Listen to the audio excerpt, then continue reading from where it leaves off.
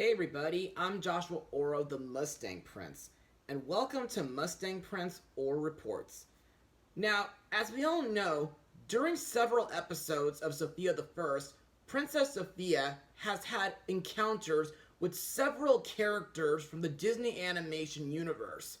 I mean, she has met several of the Disney princesses along with Carpet and Olaf.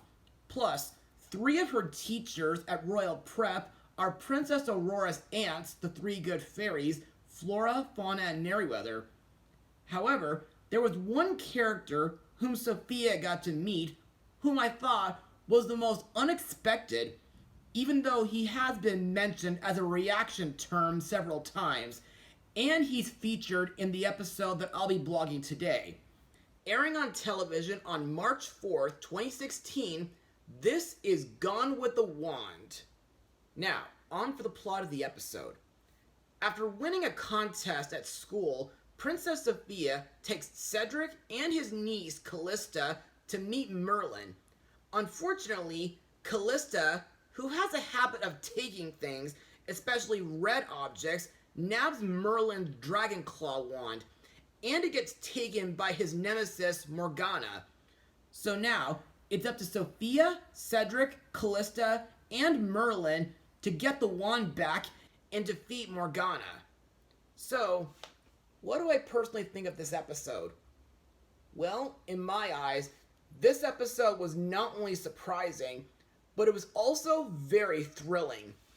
And to further explain why I love this episode, let's head over to Mustang Notes. Now, firstly, the episode's title is a play on the book and the 1939 MGM feature film Gone with the Wind. Also, the same Gone with the Wind play of words, Gone with the Wand, was previously used in the 1945 MGM Tex Avery cartoon Swing Shift Cinderella. Secondly, the moral of this episode is never take things without asking, which to me is another lesson that I know about ever since my childhood. And like Freddie Fish said, you just shouldn't take things that don't belong to you. It hurts other people, and it's just plain wrong. Also to note, this episode marks the third time where the Disney princesses are mentioned on the show. The previous two being The Curse of Princess Ivy and Winter's Gift. As for the animation, well, as usual, Toei On's style of CGI is awesome, and I really like that there are two new castles featured in this episode. One being Merlin's castle of Dragonhold, and the other being Morgana's fortress. To me, these castles are not only mysterious, but they kind of remind me of a few castles that I visited before in London and in Naples. Also, I think the magic in this episode is very interesting. And like I said before, the magic incantations in Sofia's series seem reminiscent to the magic spells from the Harry Potter film series, since most of them are being spoken in Latin. Also to note, I think the quest that Sofia, Cedric, and Kalista go on to retrieve the Dragonclaw wand seems very thrilling and adventurous. And now, let's move on to the episode's song, Magic Like Merlin, which is sung by Merlin while giving Sofia, Cedric, and Kalista a tour of his castle. To me, this song is very whimsical, and I like the parts where Merlin uses his magic to have him and his guests walk on air and on the walls. And I thought the part where Merlin turns a dragon into a puppy was pretty cute. And now, let's move on to the characters and the voice actors who brought him to life.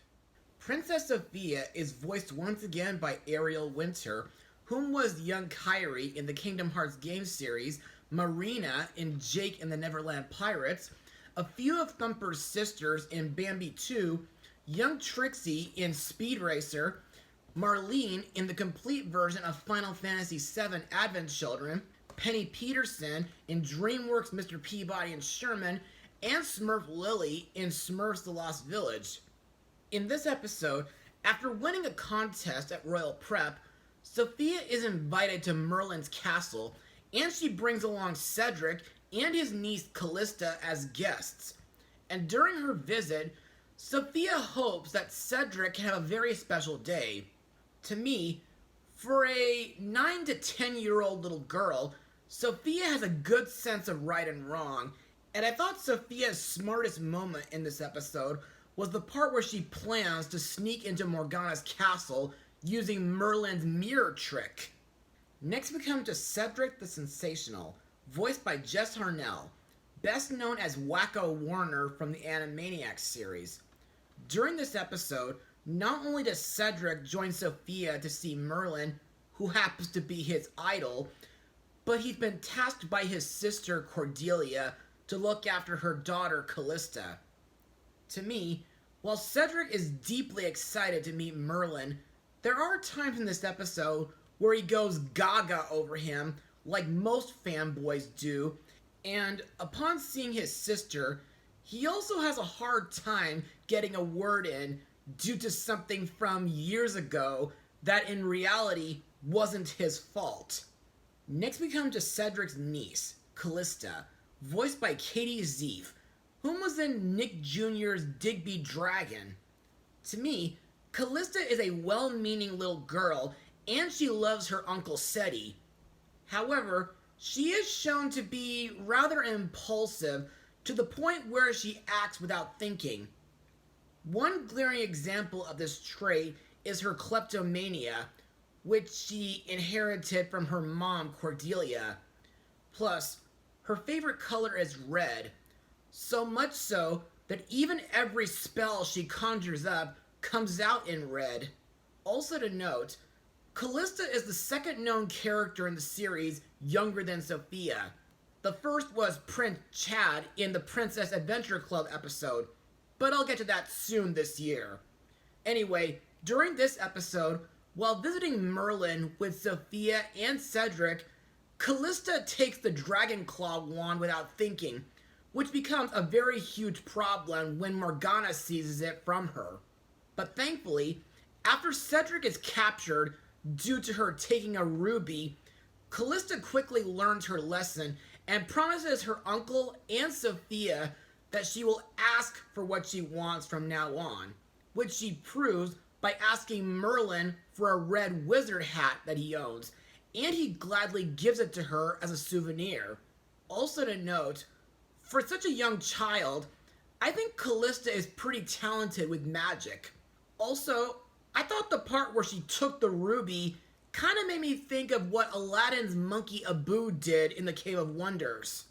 Next we come to Merlin, the world's most powerful wizard, voiced by veteran voice actor Jeff Bennett. Now, for those who may not be familiar, Merlin is from Walt Disney's 1963 animated film, The Sword and the Stone, which I blogged back in 2020 for dark age reasons. And while this movie might have been considered as one of Walt Disney's weakest animated films, I still stand by that I liked the premise. There were a lot of humorous moments, and most of the songs that the Sherman brothers composed for it are absolutely fantastic. Plus, I like that Merlin uses his magic for educational purposes, like when he helps guide Ward, aka Arthur, to his destiny, and during the Kingdom Hearts games, he helps teach Sora the art of magic, and he helps train Kairi and Lee how to handle a Keyblade. Anyway, during this episode, Merlin seems very understanding and forgiving to Kalista, despite her taking his Dragonclaw wand and it ending up in Morgana's hands. With help from Cedric and Kalista, Merlin was able to defeat his archenemy. By the way, I found that magical battle to be absolutely incredible, and I thought it was a lot better than his wizarding duel with Madame Mim. Also to note, the last time I talked about Merlin in Sofia's show was during my blog of The Great Pretender, where he was a guest teacher at Royal Prep, teaching the royal children to do advanced alchemy with their animal helpers. Finally, we come to the episode's main antagonist and Merlin's archenemy, Morgana, voiced by Catherine O'Hara, whom was in Tim Burton's The Nightmare Before Christmas, Frankenweenie, Brother Bear 2, Chicken Little, and she'll be in Pixar's upcoming animated film, Elemental, this summer. Now, Morgana is an evil, egocentric enchantress who is very powerful, and she desires nothing more than to defeat the famous wizard himself. She lives in a fortress guarded by imps and a magical centaur statue. She also has hundreds of mirrors in her home because her favorite thing to do is admire herself.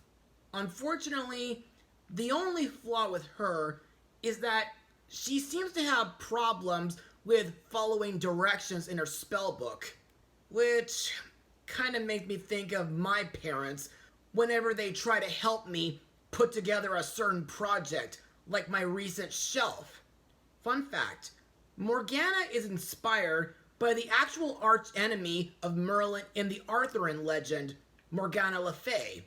Plus, her love of mirrors kind of makes her pretty similar to Snow White's evil stepmother, Queen Grimhilda, and her imp guards share some similarities to my childhood nightmare Maleficent's goons. Also, I thought the part where Merlin defeated Morgana by trapping her in a mirror with Sofia's help was absolutely awesome. And it kind of brings back memories from this. Now cut Queen King all into the mirror. And now, on to my final words. Overall, Gone with the Wand was a great episode. The animation is amazing. I like how it expands on the characters and their relationships with others. Plus, I thought Kalista, despite her sticky little fingers and addictions to red objects, was an adorable and likable character due to her rambunctiousness, her curiosity, and her genuine love for others, especially for her Uncle Seti. Merlin was a great guest character, and Morgana was a very threatening villain. Also, the humor is naturally pretty good, as is the world-building aspect. But the real moment of awesomeness is the moral on how you shouldn't steal things, since it will cause a very negative chain reaction. It is very simple, but the execution makes it more meaningful. As for my rating, I'll give it a full 100%. Well, that's all for now. Be sure to join me tomorrow for my next blog, Mustang Power.